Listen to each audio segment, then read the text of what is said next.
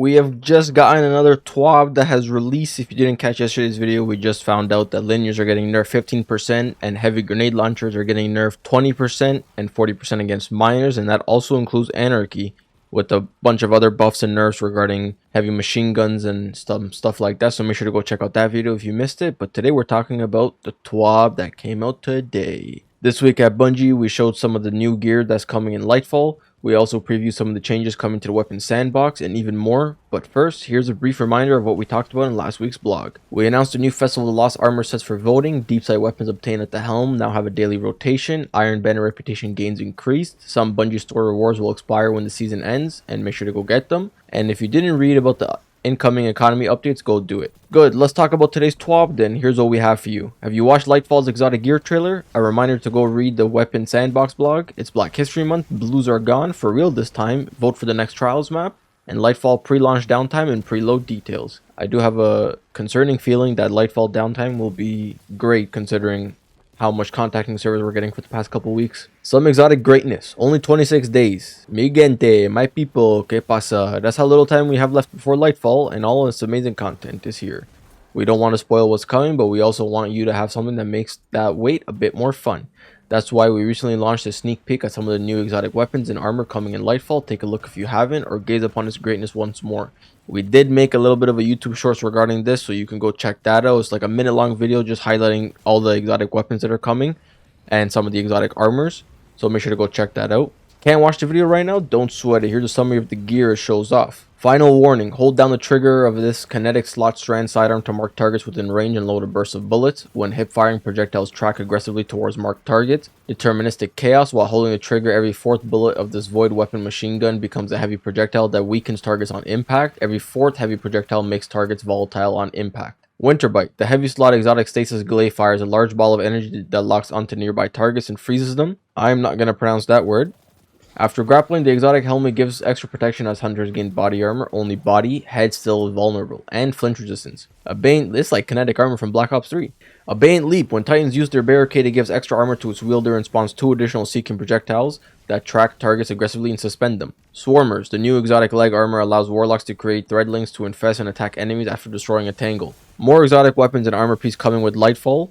And of course, some cool legendary ones. We are keeping the details about those undercover for now, but we have pictures to share. Here we go. We got a photo of the sidearm. Final warning. We got a photo of the LMG that makes them volatile and weakens them, and a photo of the glaive. These all look pretty sick. I really thought even in my video I made that the stasis glaive would be good, but I forgot that you would have to charge it by shooting in order to have the Bleak Watcher, quote unquote, go and freeze the target. So that might be the only annoying part. We'll have to see what happens when it comes out. Weapons are changing. Let's talk about weapons. Some of you love to find that perfect combination of perks for your favorite builds. Others might just be collectors looking to have a unique role. And there are also some that enjoy min-maxing everything and want to gather the most precise information about archetypes, damage percentages, and in the end, what will hurt the bosses the most. We have some information about all of them in our weapon tuning article published just yesterday. Here's a small recap. Machine gun and heavy grenade launcher buffs, increased bonus damage to kinetic weapons, legendary linear fusion rifle adjustments, subclass verbs for more exotic weapons, some tuning to various perks. If you want to read more into detail about such changes, please give it a thorough read, and if you haven't checked the build crafting or legacy focusing articles, we really think you should. Yeah, I made videos on all of these, so make sure to go check that out. The one from yesterday is about all the weapon tuning, so go check that out if you want to be up to date with all the weapon tuning and the buffs and nerfs to all the weapons. Bye bye blues, for real this time. After this week's hotfix 6.3.0.7, we have eliminated another source of blue engrams. Now, once you hit the soft power cap, powerful enemies that used to have a small chance of dropping a blue engram will now drop a purple engram instead. While more valuable, this replacement doesn't relieve as much inventory as Postmaster pressure as we would like, and we'll need an additional update to get us to our ultimate goal. Early in Lightfall, we're planned to have powerful enemies instead drop Glimmer and occasionally a purple engram, whenever they would have dropped a blue engram to help keep your Postmaster inventory clean. Additionally, we recently boosted Gunsmith reputation gains from other sources by 25% to help everyone rank up with Banshee 44 even faster.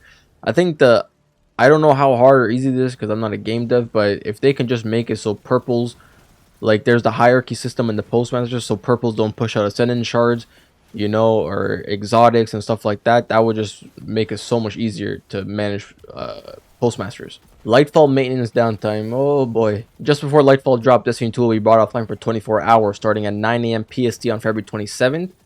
If needed, you can check your local time here. Players will be reminded of the downtime in game and on our social media channels before it starts. During this period, players can pre-download Lightfall on all platforms. Be advised that the download file will be large, but this new installation will improve load times and overall disk space usage will be smaller afterwards.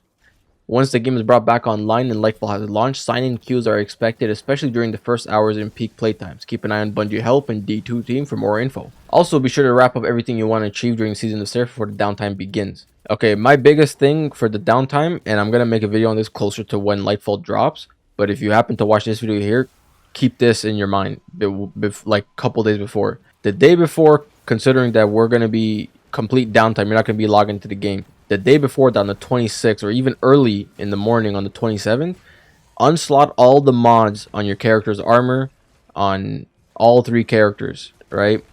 A lot of these mods are becoming obsolete. They're just completely going away and they're getting tied to subclasses. So the last thing you want to do is hop on and it be a big bug that you already had, like a Well of Life on there, right? Because Well of Life is going to Solar 3.0 now.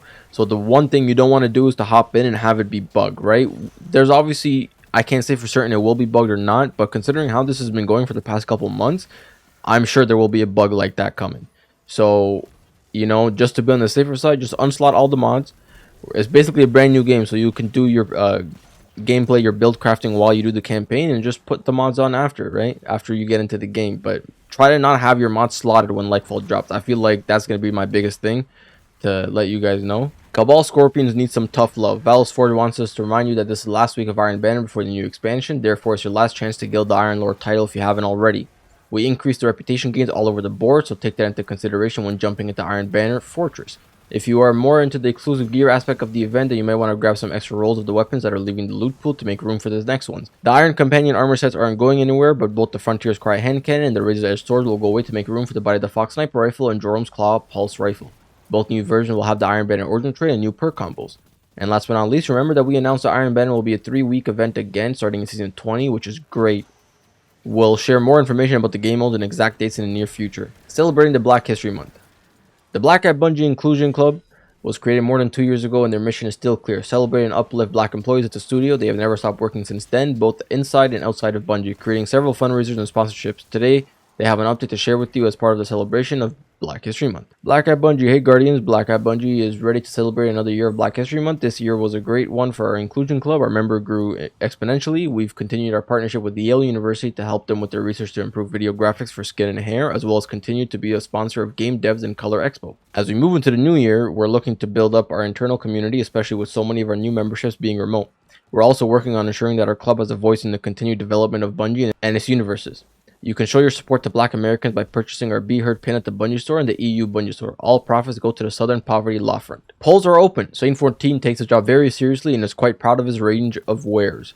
But since he likes you all, sometimes he is open to having your input into the game mode he cares for so much. What are we trying to say is that the players who have opted into Bungie marketing emails will have the chance to choose what map will be featured in Trials of Osiris next week. Once the polls open, you'll be able to vote for one of these 3 classic maps. Choose wisely. The Fortress, Twilight Gap, Radiant Cliffs. I'm not really a PvP main, so any map that comes, I don't really care. I'm probably not going to get flawless anyway, so I don't really care. Choose whichever one's your favorite and vote for that one. Important update. Beginning Tuesday, January 31st, 2023, after hotfix 6.3.0.7, Destiny player support began seeing reports that players who had recently deleted characters concerning character progression lost upon the reappearance of previously deleted characters. After an investigation into player logs, the team was able to identify and address the cause of the issue, and we believe only a limited population of players that had deleted an existing character within 48 hours of the release of hotfix were affected. We want to reiterate to players that we take the safety of player data very seriously and are continuously working to ensure that player data remains safe and intact. We will continue monitoring the situation closely, though we believe the issue has been fully resolved. More information will be shared via Bungie Help once available. Reminders. With approximately 4 weeks left until the release of Lightfall, we wanted to take this opportunity to remind players of some notable events/deadlines, so grab your pen or smartphone and get ready to mark your calendars. January 31st, 2023, the last Iron Banner for Season 19 begins, which is about 2-3 days ago. February 27th, 23, 24-hour Destiny 2 downtime in preparation for Lightfall release. February 28th, Season 20 begins. February 28th, again, Lightfall is released, that's what I'm saying. And another February 28th deadline, Unclaimed 2022 Prime Gaming Reward expires. So make sure to grab that if you haven't already. Known issues. While we continue investigating various known issues, here is a list of the latest issues that are reported to us in our help forum. The redacted quest cannot be picked up if a player's bounty inventory is full. Players will need to make room in their inventory to pick up the quest. Again, try not to stuff your quest tab or your bounty tab to the max. Keep like 4 or 5 slots open and you'll be able to have this not be a problem also in Lightfall. Some Season of the Seraph armor may display the message unlock this item in collections to purchase when viewing the seasonal vendor screen. If a player sees this message, they may still need to earn the armor elsewhere before purchasing additional armor from the vendor. The Take a Seat emote displays a dark outline on players when activated. The Forge and Grace emblem does not display its name when hovered over in player inventories. At the end of the Operation Sancus mission, the game does not indicate that Raspurian is the one speaking. On the Europa map for Heist Battlegrounds, crypto-lit towers may appear to reactivate after they are deactivated. This is a visual issue and does not affect gameplay. On the Mars map for Heist Battlegrounds, when a player's ghost is hacking, viewing the director will incorrectly show 2 objectives on the map. And that's it for this week. There are only a few top left before Lightfall drops and still a lot of new info we want to share with you, so don't worry because it's certainly coming. Keep an eye out on bungie.net and our social media sites for more standalone articles. And maybe even follow our new D2 accounts if you want to ask us something. We are on Reddit, Twitter, and bungie.net for now. We hope everything is having a great time now the Season of the Seraph is entering its final weeks. There's still plenty of time to complete some of the triumphs and titles you have left, finish more weapon patterns, reset another Rituals rank, gather some materials playing pinnacle content, and even attempt a solo flawless run of Spire of the Watcher. Just take it easy and as always try to have the most fun. Hasta la vista, baby. Bruno Louvers. Alright, that's it for the Twab. Alright, that's it for the Twab. I mean, we got the Lightfall downtime. Obviously, you know, it's a day before. It's basically a brand new game again. I don't know how many times I gotta say this, but it's literally D3 in the works, right? And it's coming out February 28th. They need a whole day. Once again, the one thing I'll say is to make sure your mods are not slotted on your character's armor pieces.